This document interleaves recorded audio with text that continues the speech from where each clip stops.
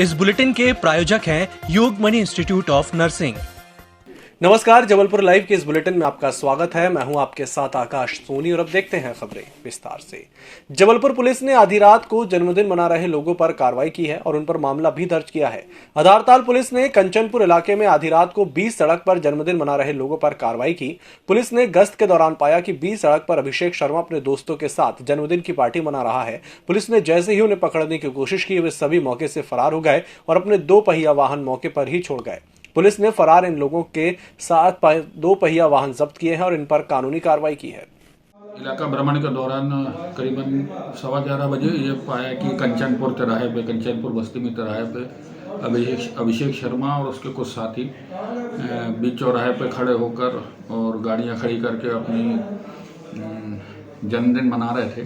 तो उसमें उनको समझाइश दी गई। समझाइश देने पे भी जब नहीं माने तो उनकी जो 6-7 गाड़ियाँ थी, काफ़ी लड़के तो थे वहाँ पर जो गाड़ियाँ छोड़ के भाग गए थे और 6-7 गाड़ियाँ हमारे द्वारा जब्त की गई और अभिषेक शर्मा और उसके साथी के विरुद्ध कार्रवाई की गई है। भविष्य में भी इस प्रकार की कार्रवाई की जाएगी। जो चौराहे पे जन्मदिन मनाने का ट्रेंड आया है, रात में 12 बजे के करीब ये सब असामाजिक तत्वों के रूप में खड़े होकर मनाते हैं, जिससे आम जनता को परेशानी जाती है। तो भविष्य में भी ये कार्रवाई जारी रहेगी। जबलपुर पुलिस ने एक ठगी का मामला पंजीबद्ध किया है। हाथीताल कॉलोनी के आशीष सिंह ने लाडगंज थाने में रिपोर्ट दर्ज कराई है कि उनके मकान में किराएदार रहता था।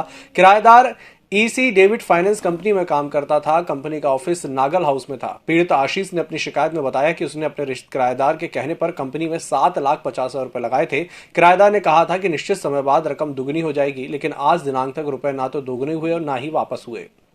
ये एक आशीष सिंह है, रहते हैं हाथीताल कॉलोनी में।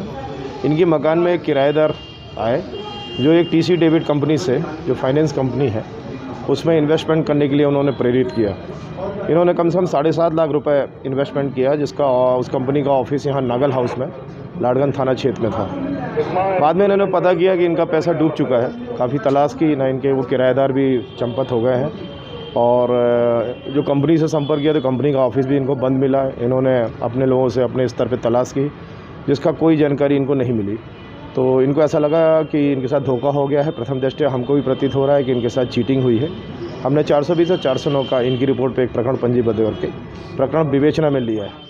मध्य प्रदेश में भारतीय जनता पार्टी चुनावी मोड़ में आ गई है। बूथ विस्तारक के तहत पूरे प्रदेश में भाजपा जनता को साधने के बूथ विस्तारक के तहत जुट गई है।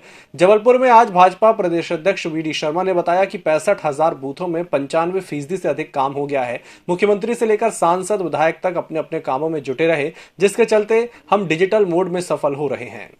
1000 बूथों में से मैं ऐसा मानता हूं कि 2 प्रकार के काम हमने किए हैं कि फिजिकल वेरिफिकेशन किया है, जो बूथ का रजिस्टर है उसमें कई प्रकार के काम वो लगभग 95% से ऊपर हो गया।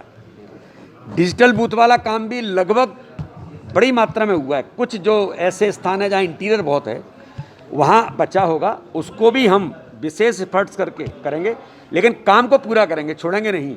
जो बचा है उसको भी पूरा करेंगे। अब देखिए, ये तो संगठन का काम है। अगर लगता है कि रिकॉर्ड गिनीज बुक को लगता है कि इस प्रकार की चीज़ों में उनको लगता है तो वो बिल्कुल करें, लेकिन भारतीय जनता पार्टी का कार्यकर्ता तो अपने संगठन के काम में इस देश के लिए भारतीय जनता पार्टी सशक्त बने, माननीय प्रधानमंत्री मोदी जी के हाथ मजबूत हों, इसके लिए बूथ सक्षम बने, ये हमारा संकल्प था और इसमें हम बड़ी गंभीरता के साथ भारतीय जनता पार्टी के हमारे नेतृत्व ने, मैं माननीय मुख्यमंत्री जी का, हमारे सभी कैबिनेट के मंत्रियों का, माननीय सांसदों का, विधायकों का, सभी जनप्रतिनिधियों का और भारतीय जनता पार्टी के हमारे सभी पदाधिकारी गणों का, सभी जिलाध्यक्षों का, मंडल अध्यक्षों का, सभी पदाधिकारियों का भी मैं आभार करता हूं कि बहुत मेहनत के साथ सबने मिलकर के काम किया है।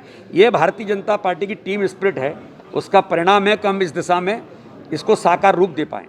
जबलपुर के गोरा बाजार थाना अंतर्गत 2 दिन पूर्व हुई सड़क दुर्घटना को लेकर पीड़ितों के परिजनों ने विशेष जांच किए जाने और मुआवजा राहत की मांग को लेकर पुलिस अधीक्षक कार्यालय में ज्ञापन प्रेषित किया है। मांग की है, सबसे पहले तो पीड़ित परिवार को उचित मुआवजा दिया जाए। उससे पूर्ति नहीं होगी, लेकिन ये सांत्वना है। और उस परिवार में किसी, क्योंकि 2 बच्चियां हैं, 5 भाइयों में इकलौता बच्चा था, बच्चियां हैं, तो उस परिवार से किसी को कोई रोजगार सरकार दे।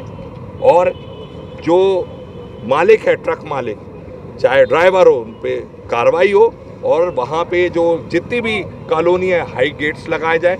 कजरवाड़ा में जो लोहे का गेट था वो ट्रक वालों ने या ट्रक मालिकों ने तोड़वा दिया, जिससे कि आराम से उनके भारी वाहन निकल सके। वो वहाँ पे रिपेयर करके तुरंत वेयर हाउस के पास कजरवाड़ा में लगाया जाए। ये सारी बात को लेके आज हम लोगों ने यहाँ ज्ञापन किया और गिराव किया। Yogmani institute of nursing, Jamdar hospital, Jabalpur. Nursing के क्षेत्र में करियर बनाने का सुनहरा अवसर। प्रवेश प्रारंभ BSc nursing, post basic BSc nursing, GNM। पता 198/2 रैगवा, ward number 72, Arihant warehouse के पीछे, पाटन बाईपास चौक के पास, जबलपुर। मां नर्मदा चुनरी पदयात्रा के संयोजक अध्यक्ष रामदास यादव ने बताया कि प्रतिवर्ष अनुसार इस वर्ष भी नर्मदा जयंती के उपलक्ष्य में आज नर्मदा जी के चित्र फोटो को पूजा अर्चन कर 2100 फीट चुनरी पदयात्रा सोशल डिस्टेंस के साथ सुबह 10 बजे शुरू हुई, जो सदस्यों द्वारा चुनरी दोनों तरफ हाथों में पकड़कर लगभग 25 किलोमीटर पैदल चलते हुए दोपहर 3 बजे सिद्धिधाम गौरी घाट पहुंची और मां नर्मदा जी को अर्पित की गई। मां नर्मदा चुनरी पदयात्रा समिति के द्वारा 2100 फीट की चुनरी बड़ा पत्थर रांझी से निकाली जाती थी, किंतु कोरोना काल के चलते जिला प्रशासन की अनुमति नहीं मिलने के कारण आज 5वें वर्ष हम मां नर्मदा जी के जन्म उत्सव के उपलक्ष्य में बड़ा पत्थर रांझी से चुनरी लेकर जा रहे हैं। और आज आप देखेंगे हमारे समिति के समस्त पदाधिकारी नर्मदा भक्त इस चुनरी यात्रा में शामिल हुए हैं। जैसा कि गाइडलाइन के अंतर्गत हमें यह चुनरी यात्रा की अनुमति नहीं मिली, इसलिए आज समिति के सदस्यों के साथ मिलकर हम परंपरा का निर्वहन कर रहे हैं। ख्वाजा गरीब नवाज अजमेर शरीफ का 810वां उर्स अजमेर में शुरू हो गया है। देश भर में हर धर्म के लोग अजमेर में स्थित ख्वाजा गरीब नवाज के उर्स में शामिल होने जाते हैं। जबलपुर में भी बड़ी तादाद में अकीदतमंद अजमेर के लिए चादर लेकर ट्रेन द्वारा रवाना हुए। जबलपुर से अजमेर तक चलने वाली ट्रेन से रविवार की रात करीब 1000 के आसपास लोग ख्वाजा गरीब नवाज के उर्स में शामिल होने रवाना हुए। जबलपुर से हज़ारों की संख्या में हमारे हिंदुस्तान की एक ऐसी शख्सियत जिनको हम लोग गरीब नवाज अजमेर शरीफ के नाम से जानते हैं, और देश में हज़ारों लोग वो किसी भी जाति धर्म के हों इस उर्स के मौके पर पहुँचते हैं। मैं जबलपुर की खुशहाली के लिए और जबलपुर के बरकत के लिए, जबलपुर के सभी लोगों की ईश्वर मनोकामना पूरी करे, इसके लिए जो सब चादर लेके हमारे भाई जा रहे हैं, मैं सबको शुभकामनाएं देने और सबको बधाई देने और सबकी यात्रा सफल हो इसके लिए, क्योंकि जिस मनोकामना को लेके सब जा रहे हैं वो हिंदुस्तान की खुशहाली के लिए लेके जा रहे हैं। तो इसके लिए मैंने सबको आज शुभकामनाएं दी है, बधाई दी है। जबलपुर के फ्लाई ऑफ फाउंडेशन द्वारा महिलाओं के समूह ने प्रतिवर्ष अनुसार इस वर्ष भी हल्दी कुमकुम कार्यक्रम का आयोजन किया। आयोजन में बड़ी संख्या में संस्था की महिलाओं ने अपनी उपस्थिति दर्ज कराई।